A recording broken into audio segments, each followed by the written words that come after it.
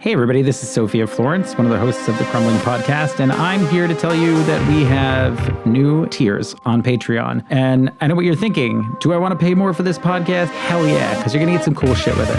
Our early supporter tier is now one of the new ones. Obviously, we have the old Help Us Grow one, which is just $3 a month. That gives you access to our episodes early and gives you access to our special episodes called Crumbs. The early supporter tier, which is $6 a month, gives you early access to the episodes like the other one, gives you some exclusive behind-the-scenes content. So there could be clips, bloopers, more other things that we'll be adding to the Patreon. A physical sticker pack, which is fun and themed designs produced by our illustrator, Chris Terendi. Patreon-only updates and polls that'll help shape our future content.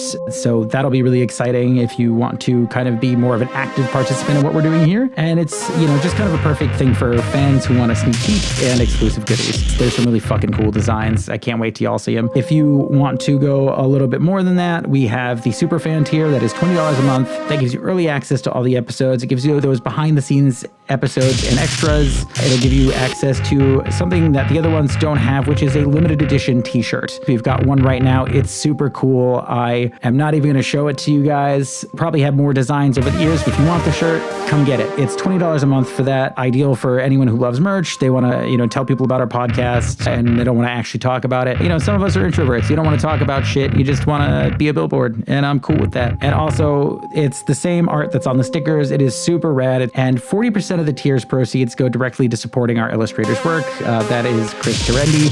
He's at Chris Tyrendi, TIRENDI art.com.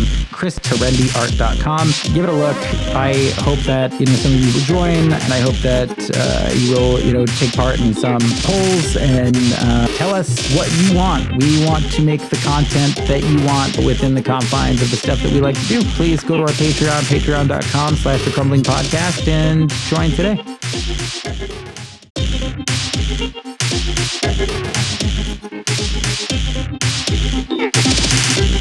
Welcome to The Crumbling, a podcast about how having the wool pulled over your eyes by charlatans makes you less free and how we can break the chains that bind you. I'm your host, Sophia Florence, and I'm joined by my co-hosts, Davin and B. Today, and for a good few weeks into the future, we're going to talk to you about freedom, liberty, the American way, one of the biggest intellectual fuck-ups in history, and how it just keeps giving and giving and giving, and most of what it's giving is just fucking trash. I am here to talk to you about libertarianism, at least the thing that is, in America, colloquially referred to as libertarianism. Outside of America, you may know this as right-libertarianism or something akin to classical liberalism. The basic definition is a rejection of state authority coupled with a full-throated embrace of capitalism. Sometimes capitalism looks like the modern form, and sometimes it's in a form that is so devoid of regulation that we've never really seen it exist. First off, we're going to need some common definitions of words to get through this, because one of the things that makes all of this so confusing in the modern age is that people don't really have a common definitions of words like capitalism and socialism and then communism. Or libertarianism. I do believe that, at least in a few cases, this is intentional, and we'll end up proving that partway through the series because some folks just can't help but spill the beans. And I'm going to apologize ahead of time because a lot of this is going to be some long-ass diatribes in history, but I want to make sure that we're all on the same page. So let's go through a couple of these. For capitalism, the word really has quite a history. And I think in order to understand that, we really need to understand what came before that. For the parts of Europe that became the big colonial powers, like England, France, and Spain, you had a transition between three different economic systems that all had some similar social characteristics. The first of these is feudalism, which is sort of the standard that you think of in relation to medieval societies. Society is organized as a big old pyramid scheme with the king at the top. The king owns all of the land, and he lets some of the people called lords use the land in exchange for fealty. The lords have little armies of knights, which are loyal to the lord, and through some kind of bullshit transitive property, loyal to the king. Under that was most of everyone. First, the serfs, which were people that worked on the land, largely in agrarian roles. Depending on where you were, you might find skilled tradesmen in either guilds as serfs or some kind of in-between role, but they certainly were not running things. Around the 1500s, this system started to be abolished as the move was made into the imperial era. Someone has to lose. This is pretty intrinsically connected to the rise of nationalism, where the entire economic system is focused on bringing in wealth in terms of precious metals specifically to the nation. Mercantilist nations all wanted to be the one with the most precious metals, and they really hated trade deficits and loved protectionism. A lot of imperial expansion was made during this time and was used explicitly to bring precious metals and other resources back to the home nation. If you're noticing some weird parallels between this and the modern Republican Party, you're not losing your mind. A lot of modern economists have explicitly said that the Trump administration economic policy is mercantilist and are understandably puzzled as to why he'd bring back an economic theory that hasn't been popular for 300 years or more. I think it's a thing where, talking with Ali in that previous episode, Trump kind of doesn't really have an ideology. Trump is a businessman. And the more moves he makes, the more I believe that. Because I think he's going back to this popular thing because he just thinks like, yeah, it should work with like us selling things and us having most things. It's really like the business idea, like my business has to be better than other business. Yep. Versus like the more communal approach I think we're all a fan of, where just like all of us have as nations have to coexist. So let's try not to like fuck this up too much. Just mean mug them from the corner, but still you have to trade with them. Yeah. Like don't try to always screw everything over. Yeah, and then some places just have resources that other places don't. There's things that, with trade protectionism, it's like you can't grow some of these things in America. You don't have the right kind of climates to grow some kinds of food. You don't have certain rare earth minerals. There are things that you just have to work cooperatively with other nations for. And it's not a bad thing. You shouldn't exploit those people for those kinds of things, which is, something we've been doing for a long time. But we got to be a little more cooperative, a little more liking each other and a lot less being dicks. Yeah, that would be nice, wouldn't it? We know this doesn't work. The scale by which the world operates is just too big. We're rerunning the 80s. Like you can't. Except worse. We're rerunning the late 1800s. That too. Things that we would never remember. Sucks. We live in hell. We do. So let's talk about capitalism. The earliest use of the term capitalists was in the 1600s. At that time, this strictly just referred to people who owned capital and was not tied to an ideology. What is meant by capital is that whatever can be used to generate profits. In the classic sense, it was mostly land, buildings, and machines. During the feudal era, land and buildings weren't really used to make a profit so much as they were for subsistence. But the mercantile era started to change that. People started investing in larger companies such as the British and the Dutch East India companies with an expectation of return on investment. People were starting to pay for capital and then pay workers to do work using that capital. The owners would sell whatever the workers made or whatever services they performed and then pocket a portion of the value generated for themselves. That money was called the profit, and that's all capitalism is.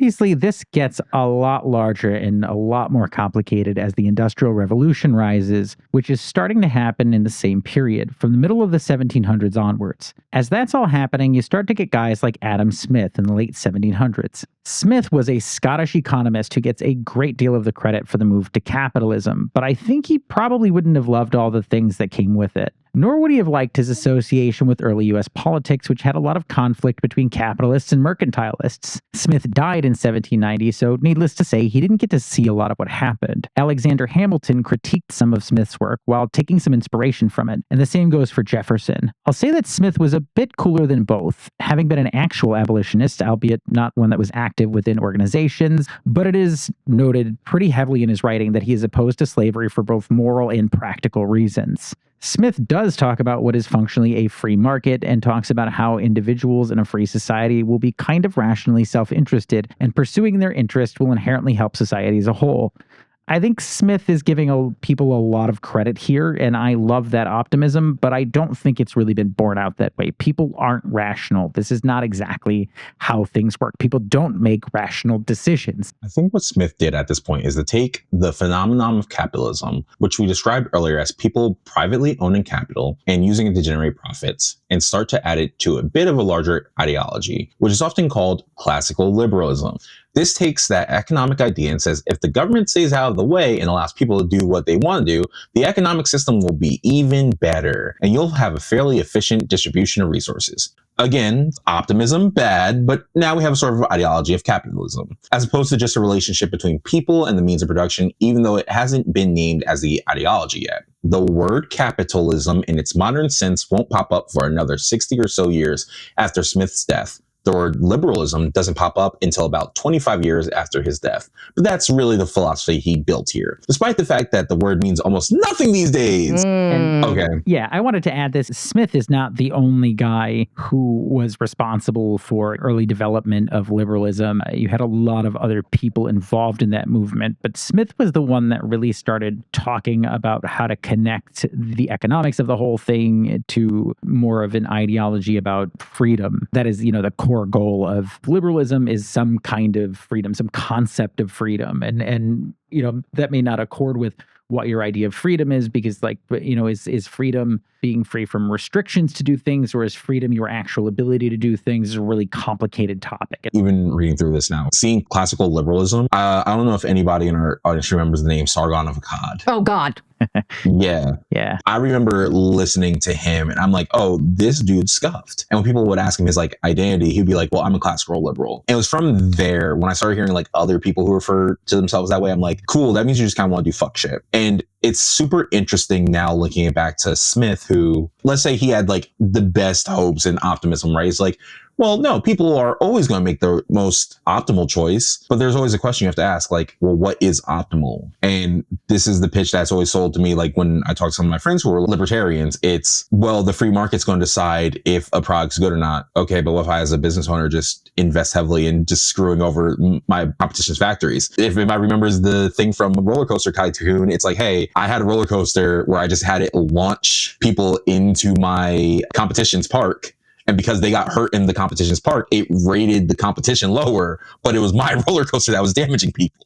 It's a very old Tumblr post. And I'm just sitting there, I'm like, yeah, that's kind of the one end goal of that logic when you don't apply the reality of people will just kind of take the shortcut to win. Not everybody's really cool or moral. Yeah. I mean, I feel like if the market was so good at picking, whatever product or firms or whatever that should succeed, you'd still have cocaine in beverages. We'd still have lots of asbestos. Oh, God. As we talked about in the climate change episodes, there's a lot of these things that the market did a absolute shit job on, and we absolutely should not let the market do those things. And they want to re-legalize asbestos too, which is going to be delightful for everyone involved. Oh, my God. Yeah, it's been hell. The point is, people are not necessarily rational actors. People do not necessarily make good decisions. It's because we don't have knowledge, right? You don't have the full amount of knowledge you need to actually make a good decision. So we have to work together and pool our resources and ideas together to actually make something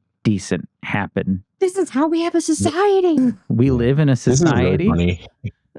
It's really funny, but Smith does something that a lot of my very educated but non really reality knowing friends will do, where it's no, people will always make the logical choice. I'm you don't know people. Oh, I want your sweet naivety. Yeah, it's have you read the Florida news once? Have you do you know about Florida men? Florida man is closer to being the standard person. Yeah. Then it's really close. I know we all joke about Florida man's at least I'm not that guy's hey man, you're in the same queue that they are in. I've met so many Florida men in Bridgeport, Connecticut. I have met so many Cookie Monster pants girls. You know what I mean? Just the most insane people on the planet. If you see a white girl with cornrows that is wearing Cookie Monster pants, she will fucking kill you. Yeah. Yeah. Sometimes the best thing, if you have a friend who doesn't know how scuffed some people can be, you just gotta tell them some war stories. You gotta tell them hey, I know a person who did this. They'll be you're lying. I'm no, I can call this person right now.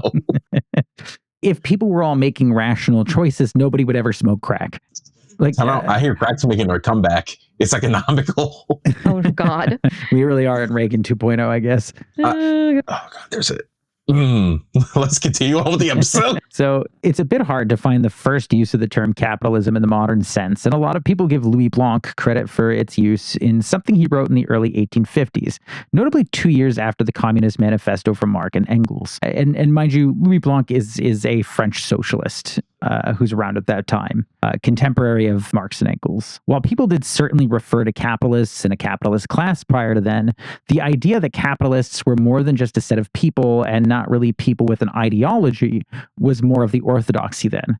And it's what makes things confusing nowadays. The term socialism actually came first, and that's somehow more confusing. These are strictly people at that time. They're capitalist people that own capital. That is all they meant by it. That I'm not going to give the history of socialism, but as contemporaries of Marx and Engels and Blanc, you've got a lot of other socialists with a lot of ideas. The only thing that all socialist schools had in common was that they wanted to move towards eroding the system of capitalists earning surplus profit from the labor of workers. Whether this involved a state or not was debated highly between all of those schools, and how resources would be allocated otherwise as well. For some, you'd still have a market, and there was in fact a part of the USSR that tried out market socialism at one point, where workers owned the means of production and no surplus value of profit was made. For others, the government would manage the economy. In more anarchic leanings of socialism, there would be no government at all, in the sense of having people make decisions outside of a very pure democracy. For some socialists, it had to be revolution now. Others wanted socialism to be established through democratic means. Not all socialists agreed on whether socialism would require ending capitalism in all places even. Lots of debate on the fate of capitalism as a system under socialist government. And this is still true today. When you look at the Chinese government, they talk about having a kind of state capitalism where the state acts as the capitalist and are operating in a market. The state is owning the means of production rather than the workers directly. And that's something, admitted to in some of that theory, and like the modern version of Maoist theory, the kind of evolutions of that. And so the idea that all socialists want to end capitalism and specifically is kind of a misnomer. Marx himself places socialism as a state between capitalism and full communism. And full communism would be a society where class relations are abolished and there would be no, difference between a working class, the people that work on capital and do not own it, and the capitalist class, the people that do own it. And there would be a moneyless, classless, and stateless society in terms of what communism is. So Marx thought getting to full communism required some intermediate steps. Noteworthy, but not as a critique from me necessarily, that none of the communist parties in the last 100 years have made it this far. They all sort of hang out in that socialist stage. They're in this transition between capitalism and communism. Among the socialists that don't like the concept of states at the time, so you've got two guys who are pretty important in France, Pierre Proudhon and Joseph Déjacque. Proudhon is still pretty well known for starting a political ideology called mutualism, which was very anti-capitalist in the terms that we've defined so far, but definitely also on the side that didn't enjoy the state at all. In fact, Proudhon was the first person in recorded history to call himself an anarchist, and not pejoratively. I've actually heard of that. He's the guy that wrote the book, What is Property, right? Yeah, I'd actually love to read the quote where he says that, because it's a pretty interesting one. Let's read this together, Davin, since it's written as a conversation. I'll be Proudhon, and you'll be his weird imaginary young reader that he's arguing with. What is to be the form of government in the future? Here, some of my younger readers reply. Why? How can you ask such a question? You're a Republican. A Republican, yes, may call themselves a Republican. Even kings are Republicans. Well, you're a Democrat. No. What? You would have a monarchy? No. A constitutionalist? God forbid. You are then an aristocrat. Not at all. You want a mixed government? Still less. What are you then? I am an anarchist. Oh, I understand you. You speak satirically. This is a hit at the government. By no means. I have just given you my serious and well-considered profession of faith. Although a firm friend of order, I am, in full force of the term, an anarchist. I'm so glad. You gotta help me out here. I'm confused. I'm so glad that we got the gingerbread man from Shrek. Beautiful. Oh, that was my God. perfect. Also, I am not a friend of The Order, which is a group that white supremacist group from the 1980s in Idaho. Anyway, I'm done. So Proudhon had some pretty interesting ideas on a non-hierarchical society organized largely by laborers and communities. And I kind of like those. They're not bad. He's also interesting insofar as how he relates to the idea of libertarian capitalism, as he's pretty explicitly an anti-capitalist, but not an anti-market guy. He pursues the idea that capitalism, the system of ownership, would harm the market. And he believed that creates monopolies and all those kinds of complications. And I think that's interesting and not even necessarily a bad idea, but he's also kind of a shitlord insofar as he's anti-feminist and anti-Semitic. How can you there's always a fucking catch. Yeah, and none of this is particularly weak-willed casual shit either. The guy forcefully hates Jews and is not a fan of women at all. In fact, that's actually how the term libertarian was coined for use, in the sense of a political philosophy or movement. His contemporary, Joseph de Jacques, who was also sort of a foundational figure for what would later become anarcho-communism, wrote him a letter reading him for filth. I'm going to read it right now.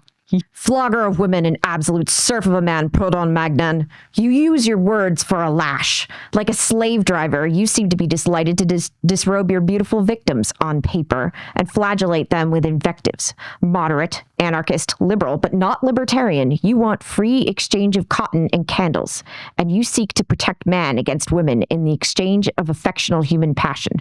You cry against the great barons of capital, and you would rebuild a proud barony of man on vassal woman. Logician with misfit eyeglasses, you are unable to read the lessons of the present or past. You can discern nothing that is elevated or at a distance or in the perspective of the future. I did a little Bars. bit fast. Yeah, right?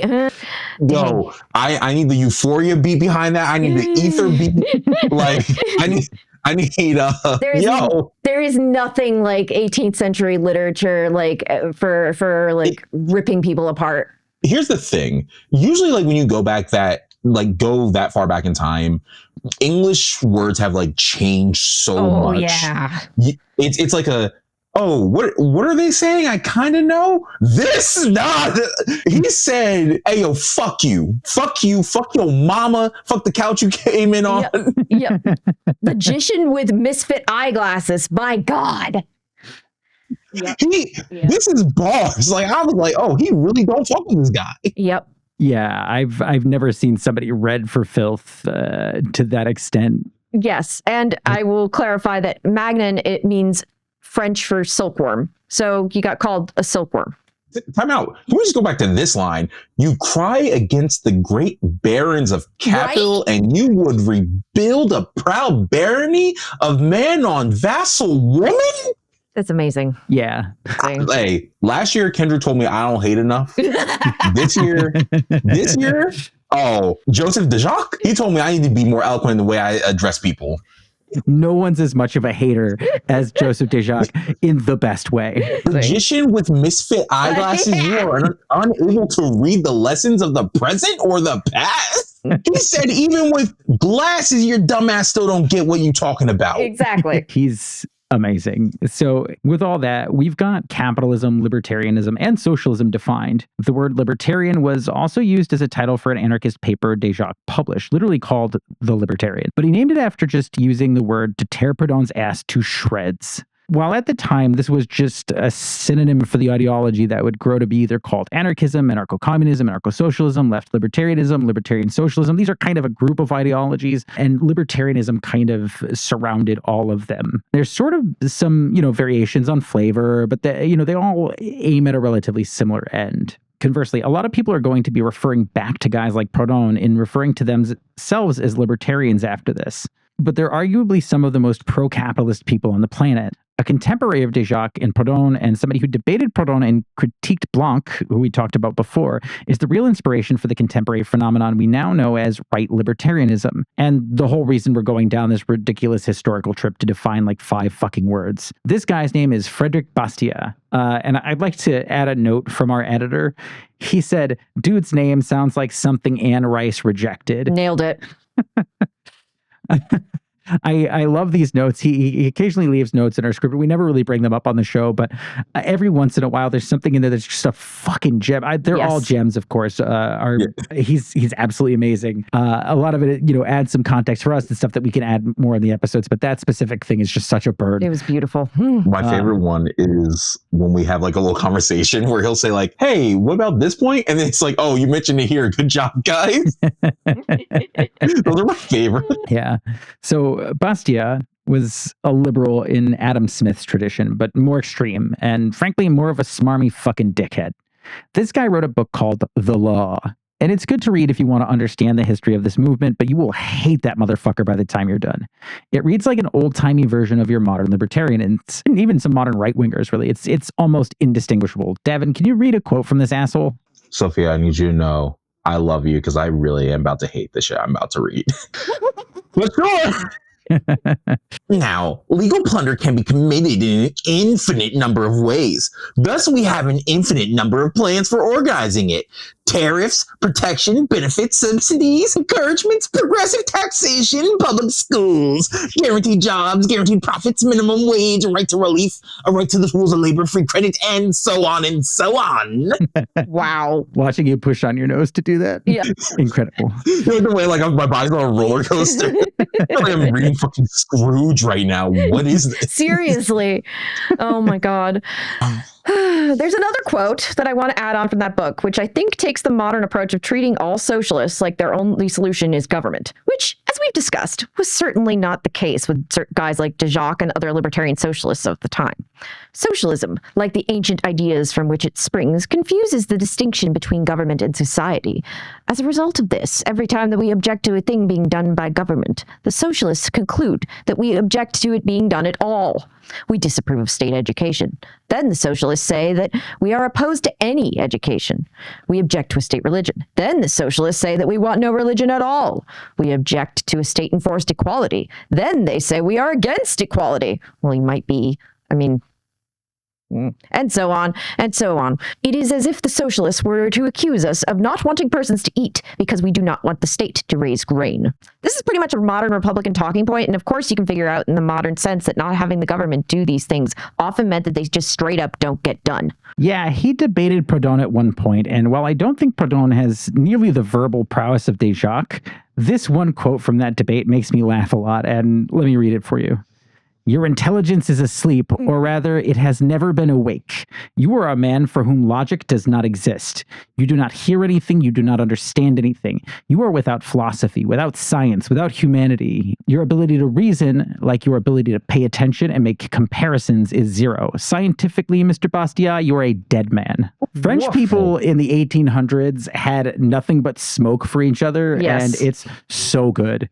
We need to like rethink how we look at the French, because like the whole coward thing, it's like, nah, French people low-key are like about that, like about the action. They built like grills to roll along like the tram tracks, like when they have like a strike. Like they've just built these grills that go on the tracks, and their labor organizers like put grilling food on it, and they just keep walking. They roll on the tram tracks. I cannot believe that. The French are thinking of things that we do not even know.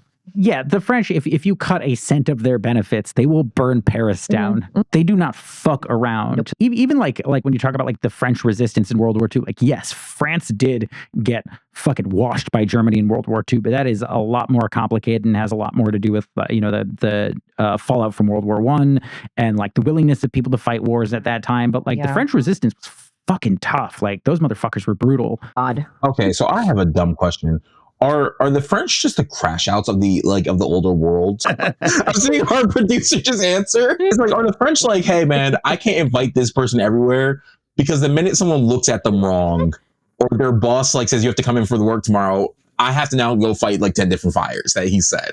Yeah, no, the French don't fuck around. Like they've seen too many things, and I think maybe that's like the what happens when you live in a society that's been at war just fucking constantly for like 1,000 years. Like those motherfuckers fought everybody, the British, the Germans, everybody that tried to roll in there. Too much fatter the missiles. Yeah. I think there's a level of it, just also juxtaposing it how Americans, we view ourselves, and I say like we as the collective of like, yeah, we were the revolutionaries and stuff, but also we are a collection who were founded by a majority of like second and third sons and daughters. Where it's like, oh, you weren't going to get guaranteed your fortune. You're like, well, I'm going to take it from somebody else. Yeah. Versus the French who are like, all right, or we could overthrow the king. How about that? Beautiful. I don't know. We can speak more about it on like another Crumbs episode where I'm not ranting about the insert mystery topic here. If you want to hear it, join our Patreon. Search the Crumbling podcast. That's for controversial. We're not allowed to do a certain type of voice because our producer will kill me. So we've spent a lot of time in England in these episodes, and I want to drift back to America. Obviously, a lot of American libertarians like to cite guys like Jefferson and Locke, and I do think that they owe something philosophically to those guys, but it's more aesthetic. Both had a different idea of the role of government than anything modern libertarians might have, and none of it was based on some kind of specific ideological consistency. I do think that Bastiat is really one of the people from which the whole libertarian right thing comes. The idea that capitalism and anti-authoritarianism can somehow be married to each other and reconciled. However, I think one of Bastiat's contemporaries, an American by the name of Lysander Spooner, is also a huge influence on where the movement goes, and the rest of that movement says as such. But Spooner, you see, he is a guy with a lot of convictions, willing to die on the dumbest fucking hills. Spooner? I hardly even knew her. Oh, no. Oh, no. yeah. Oh, yeah. Spooner was an abolitionist, which is cool, as were actually most of these people, including Bastiat, so we'll give credit where it's due. Spooner was radical about it, though. Spooner was also, a big pro-labor guy. He identified as a socialist, although he was more for this kind of pre-industrial agrarian socialism version of socialism, as opposed to industrial socialism, which is more what you see nowadays. But Spooner was an agrarian kind of guy. He was also willing to die on the 3 dumbest hills I've ever heard of.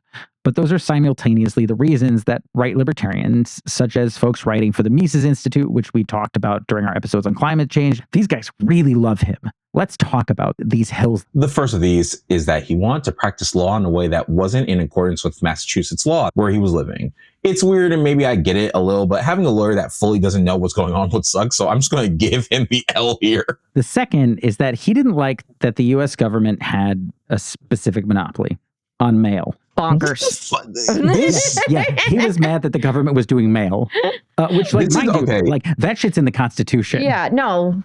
Yeah, this is a guy who, like, every neighborhood has one of these guys, especially if you're, like, in a suburban neighborhood, where, like, he's doing pretty good in life, and he has, like, some good opinions and some bad ones, but he picks the weirdest fights. That's it, and they're never fights that make sense. Like, it's never going to be like, hey, man, you should, like, have your pet leashed if you're going to have them outside. No, it's like hey, your tire diameter needs to be 13 3/8 specifically. And he's going to go to the mat with you. Yep. And he's probably going to win because you're like, what the fuck is it? Like, why am I fighting this? Until you meet someone like me who's petty and like, nah, I had time and I'm petty. I want to win against you. Yeah, this guy is what you would call a contrarian. People that just have whatever the opposite opinion of everybody else around them is, just for the sake of fucking having it. And that is like a lot of the modern right-wing movement. It's just like these people hate to see other people happy. They don't give a fuck about anything. I don't know what to call it, but it's just so, it's kind of sad in a way where it's just like, wait, seeing people have healthy meals makes you angry? Like, yeah, exactly. Like, it's fucking toddler energy. It is literally like toddlers just be angry like that. Yep. Like a 2-year-old is like, no, just about everything. Like, you know what I mean? Like 2 years, no, I'm just fucking mad about things. Never left their teenage rebellion years. That is what these guys are. But with the mail thing, he hated it so much that he started his own fucking mail company, the American Letter Mail Company. And he tried to compete with the U.S. Postal Service. This ended up obviously not working out for him because otherwise, we may still have an American letter mail company. And I guess maybe they're looking at doing that now because we live in hell. But yes. Hey, the third hill he wanted to die on is Spooner. He didn't like the Union in the Civil War. He said it was the North trying to preserve the Union through force as opposed to ending slavery. Noteworthy that he's wrong. We've got to talk about this because it's another historical issue that people say the South was succeeding for states' rights. And I'm only going to ask, the South's right to do what? The South's right to do what, motherfucker? Answer me, cowards. You know what it was. If you read the Confederate Constitution, it's literally right there. One of the first things they did was address that slavery wouldn't be banned and that they banned the import of slaves only so that slaves born domestically would become worth more money, further enriching slaveholders by doing the same shit landlords do now. I fucking hate that, like, the heritage not, hey, it was a war about states' rights. And it's a further thing where someone will say the general version, and then when you ask the follow-up question, then they get real quiet. It's like, what were the states trying to do? Oh, they just didn't want to be told what to do. Okay, but what was the inciting incident about that they wanted to do? Also, other little fun fact, Lincoln also wasn't really even a really big abolitionist himself. He was zero. It was effectively a war. It was just a war strategy to fuck with the South. Like when he freed the Emancipation Proclamation. Yeah, Lincoln did want to preserve the Union and wasn't as big of an abolitionist as he was made out to be. Also, sometimes people are more contrary about that. Lincoln was an abolitionist. Like that was part of his political philosophy. Did he like black people? No. Like Lincoln still had like a lot of racism going on. Lincoln also was a correspondent of Karl Marx. Lincoln said in a specific address, and I'm trying to remember which one, but he mentioned that like labor should be that capital should be subservient to labor. Like Lincoln was sort of down with socialism. That's awesome. Oh my God. He's a much more interesting historical figure than people give him credit for. And like the idea that like, you know, the Republicans were the party of the free market, that shit didn't come along for a long time after this. Like that was something that came later. And during this time, like political parties had different factions, like Northern Republicans and Southern. Well, there wasn't really very many Southern Republicans. Northern Republicans were basically like fight the Civil War for whatever reason they picked. And there was different factions among them. There's radical Republicans that were like, we must absolutely be abolitionists and we must be extreme about our abolition. And we want, care for black people, these kinds of things. And there was, yeah, John Brown did nothing wrong. Yeah. I don't know that. And this is, lack of knowledge on my part. I don't know what John Brown's relationship with the Republican Party was, but John Brown was an extreme abolitionist. Like John Brown was like, I will fucking kill you if you own slaves. And that motherfucker He was a Calvinist. I guess, at least in my experience, I really want libertarians to be like very intellectually honest. Because I feel like amongst a lot of like political ideologies, they're the ones in my experience that like are the least intellectually honest. Because you have to ask them like, okay, but what's your game plan for like sanctions? And you do know like this is going to lead to effectively like slavery, right? Like I'm speaking of like modern libertarians, like the end goal. Yeah. Like if a free market is allowed to exist, because we don't really have free markets, like nothing is a free market for good reason. That means you can like justify like slavery, right? And everybody will be like, no, because the market will take care of that because people are going to buy ethically. I'm like, motherfucker, we buy shit made in sweatshops now. Yeah, we just exported slavery. We never ended it. It's one of those things where I try to be very fair to a lot of political ideologies, like how did you get here? However, just some ideologies, I'm saying they're like, I don't know, man, if I scratch deep enough, I'm going to find someone who can't think about life from someone else's point of view, or a racist, or like a misogynistic, sexist, a trans. I don't have to scratch deep on some levels. And libertarians where I'm like, hey, not saying I don't know how you got here, but if I scratch it, there's a decent chance you're fucked up on some little level now. Or you're just a dude who wants to sell drugs. Yeah. Like that's the other one. Yeah. Oh, God. And there certainly are like those people in like the libertarian camps that like were pretty logically consistent. They are much fewer and more far between these days. I think partly because a lot of libertarians were more excited about anti-communism and anti-socialism and anti-left-wing sentiment than they really were about libertarianism itself as an ideology. But like the people that have that ideology that really believe in it, like some of them are consistent and some of them will actually come to the same conclusion. This guy's like Perdone, and some of those folks. One that I had spoken to a long time ago, another trans woman, actually, Anna Morgenstern. She wrote for a group called Center for a Stateless Society, and this is a group that is market anarchists, but they are market socialist anarchists, and so they believe that workers should own the means of production directly, that there should be as minimal government as possible, these kinds of things. But like for the standard people in the Libertarian Party in the U.S., they're Republicans with weed. Yeah, that's what it is. You just don't want to be told what to do, but you don't care if someone else is like hurt from that matter, right? Yeah, do I wish I could like speed to get to work on time, like whenever I want? Yeah, but also I recognize that maybe that puts someone at danger if like you speed past the speed limit, right? Like I know it's like a silly example, but there's a better chance that this rule is here for a reason, and that reason isn't always like malicious. Sometimes it's just like, hey, the bureaucracy leads to this. Yeah. That rule is there for a reason. We can reevaluate why that rule is there, but like let's not pretend like it wasn't needed at a point in time, and you're just upset like someone is telling you what to do as opposed to an actual offense with the rule. Yeah, it's often less of a real political ideology and more of just like an allergic reaction to bureaucracy by some people. Yeah. Also, people who want to get rid of OSHA. But yeah, Oh, those God. people are wild. Those people are Oh. absolutely fucking insane. my Like God. getting rid of OSHA, getting rid of NIOSH, like getting Yeah, rid of the FDA. EPA, oh my God. the FDA, just even read like The Jungle. I read Yes. The Jungle in 7th grade, and I think that fully converted me to like, I don't know what it did, but I was like ragingly into regulations for a long time. I don't know. Yeah, if you Yelling read The about the Warren Jungle, Court, everything. yeah, it scars you It does. badly. It legit will scar you. yeah. I wish more If people I ever have were kids, I'm gonna forced make to them read read The it. Jungle. Yeah. Yeah. You need to. Yep. Like I'm not going to tell you what to believe politically, but I'm going to have a lot of literature in the house. Oh, like, yeah. here's your book report. Read The Jungle. Read The Jungle. All right. Do you guys have anything you want to plug? Anything else? Just take care of yourselves, drink water, hydrate, and make sure you find the little race of hope to keep you going Yes. in the turbulent times we are about to face Yes. or are facing. Bright spots. Yeah. Hell yeah. I'm gonna plug that. I feel like I don't plug this enough. My homie Katabu Ghazali is running for Congress in Illinois. 09. Yay!